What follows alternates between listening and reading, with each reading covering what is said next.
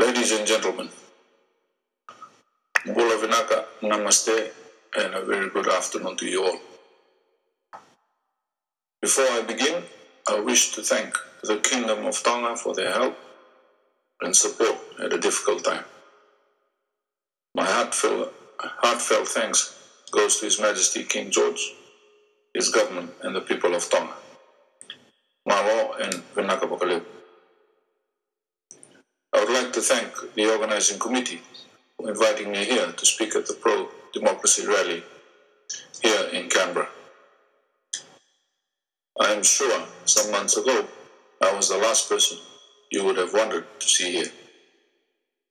I understand, as I was a senior member of the Bainimarama regime. I know I have a long way to go to gain your trust. I know that only when I have answered to the Fijian people for my actions in 2006 will I be worthy to stand before you. I know now that a military coup can never be justified under any circumstances. In 2006, under the prevailing political situation, I did not see that. I believed we were embarking on a noble vision to build a better Fiji. I thought it was noble to eradicate racism, to eradicate corruption, and to build a true democracy. In the initial plan, Bainimarama was not to be Prime Minister. We were to hold elections within a year. However, as you know, he became the illegal Prime Minister and we did not have elections that year. Nor did we hold elections in 2009 or 2010 as he promised both Fiji and the international community. In 2008, Brigadier Peter Ndriti and I could see that the direction of the country was not a promised one. We were no longer following the vision laid down by Bainimarama and the Military Council.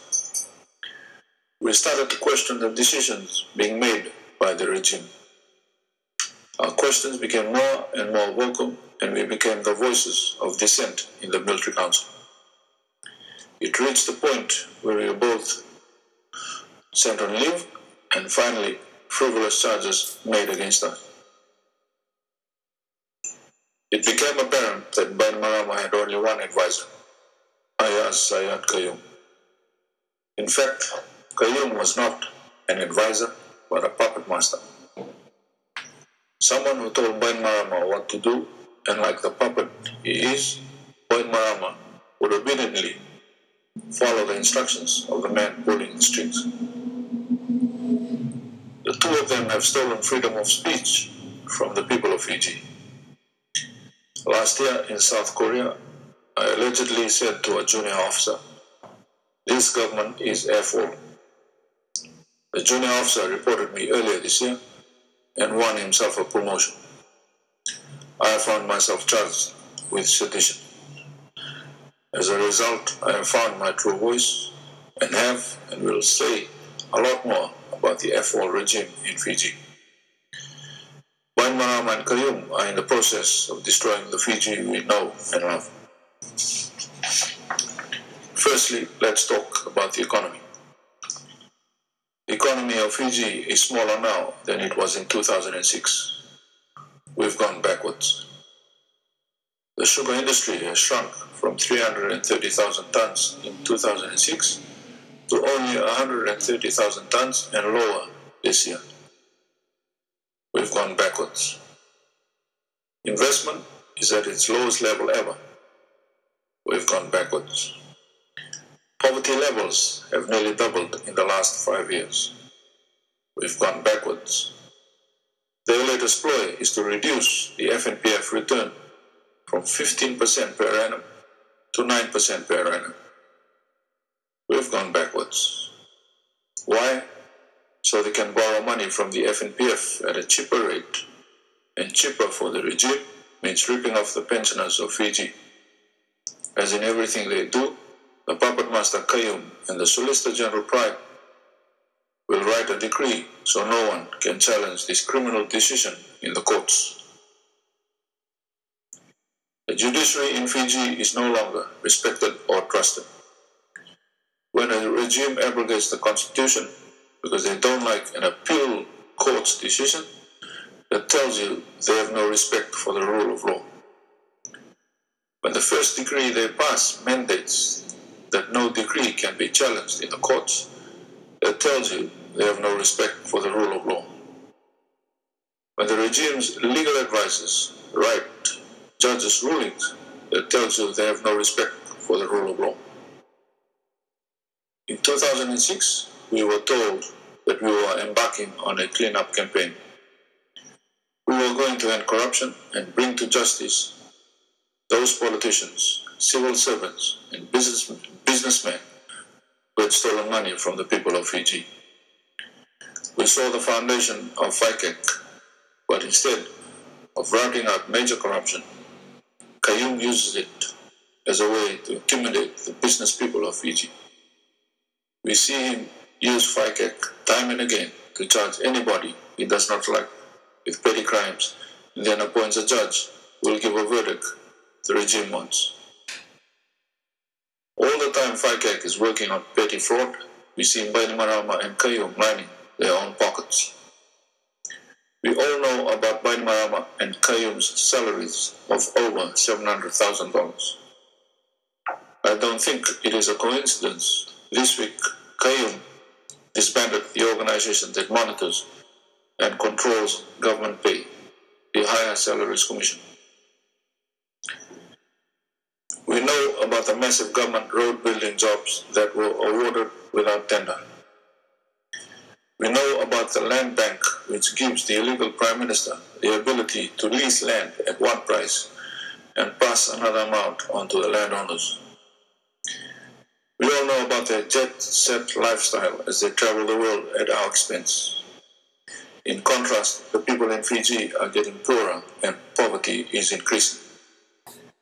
This dictatorship has created a new order in Fiji, one where Bainimarama and Kayum rule with their cronies while the rest of us suffer. Bainimarama's regime has not delivered any of its promises. Instead of a true democracy, we have a true dictatorship. Instead of any corruption, we have two new pigs with snouts in the trough. Instead of a happy, vibrant, unified Fiji, we have a subdued, frightened, and divided Fiji. Instead of a distinguished and respected leader, we have an illegal Prime Minister who personally participates in human rights abuses. We all want to change the situation in Fiji. We all want to see democracy return to Fiji. With your support and the support of pro-democracy movements around the world, we can help the people of Fiji to bring about change. We can bring democracy back to Fiji.